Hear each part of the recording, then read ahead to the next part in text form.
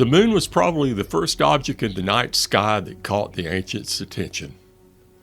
They couldn't have known what it was, but they were able to understand that it affected their lives. Now, this is how the first moon myths were born, and it all happened about 30 to 40,000 years ago. Now, according to Native American myths about the moon was the daughter of the sun and the earth, and was born at the same time as the day. Now, later, though, her mother, the earth, threw her into the sky to help humanity at night. Now, one of the most popular myths about the full moon is that if you sleep outside during such a night on a Wednesday or a Friday in summer, you can turn into a wolf. And since ancient times, people have noticed that during the full moon in all its glory, dogs bark and howl more and are more aggressive. Research has confirmed that on these days, animals bite people twice as often as usual. So like a curious traveler on a quest, we embark upon a journey of information. Stay with us for a ride into knowledge.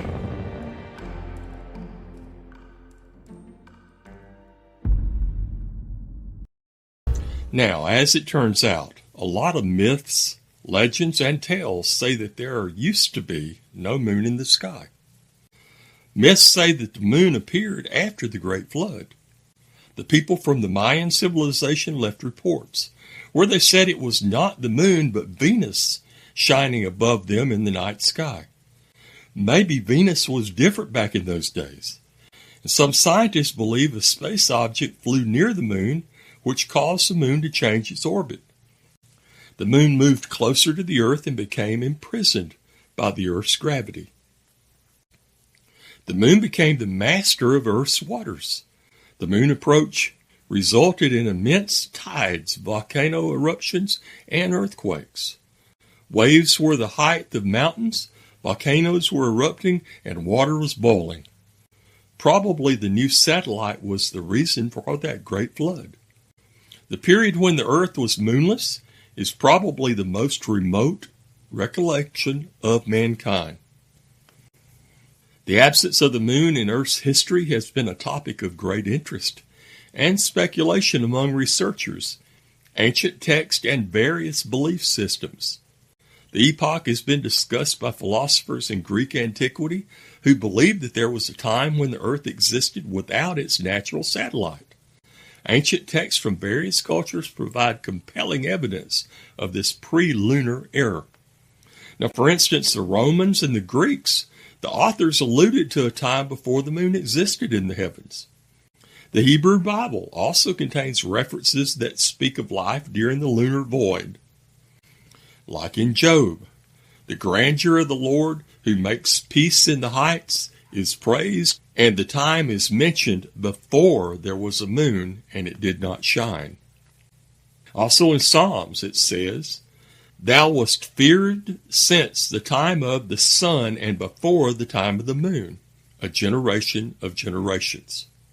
The memory of the world without a moon lives in oral traditions among the natives. The tribes of the Bogota Highlands relate some of their tribal reminiscence to the time before there was a moon as well. Bolivian symbols on the wall of a courtyard built in 13,000 BC gave evidence that the moon came into orbit around the earth at a specific moment in time. That was thousands of years ago, long before what mainstream historians refer to as recorded history. Africa also offers its point of view. According to Zulu legend, the moon was brought hundreds of generations ago by reptiles, two brothers in spacesuits. According to a shaman, the two brothers stole the egg-shaped moon from the great fire dragon and emptied the yolk until it was hollow. We do know the moon is hollow, don't we?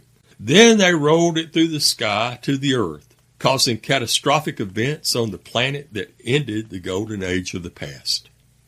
The ancient memory of moonless land inhabited by humans has been passed down from generation to generation, shaping the traditions of numerous civilizations. Are they just myths or not? How did the moon get to the Earth's orbit? Is it part of the Earth and the results of a colossal impact, as scientific theories claim? Is its existence natural in its current position, or was it formed somewhere else and put into orbit, or perhaps artificially created by an extraterrestrial civilization? According to one author's interpretation of ancient Mesopotamian texts, particularly the Enuma Elish, the absence of the moon in its current orbit can be traced back to a celestial battle between gods known as the celestial lord Nibiru and Tiamat. This conflict led to the creation of Earth's natural satellite.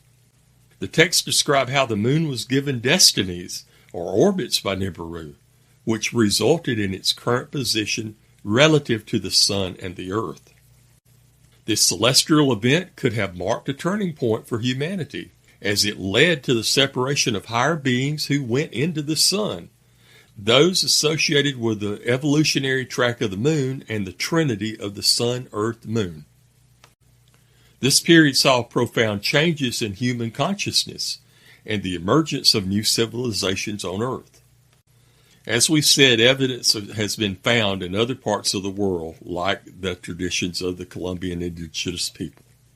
It dates back to the time before the moon, in the most distant times when the moon was not yet in the sky. So said a representative of a Chibcha tribe. In South America, at Tiahuanaco, the symbols on the Puerta del Sol and the walls of Calasasaya indicate that the moon entered orbit around the earth at a certain point in time, about 12,000 years ago. This conclusion was reached in 1956 by a researcher. He interpreted ancient astrological symbols as a story telling about the moon. He explained that the symbols on the stone represented mathematical and astronomical information. In addition to indicating when the moon arrived, it argued that before it entered orbit, the Earth rotated more slowly, and the year was only 290 days.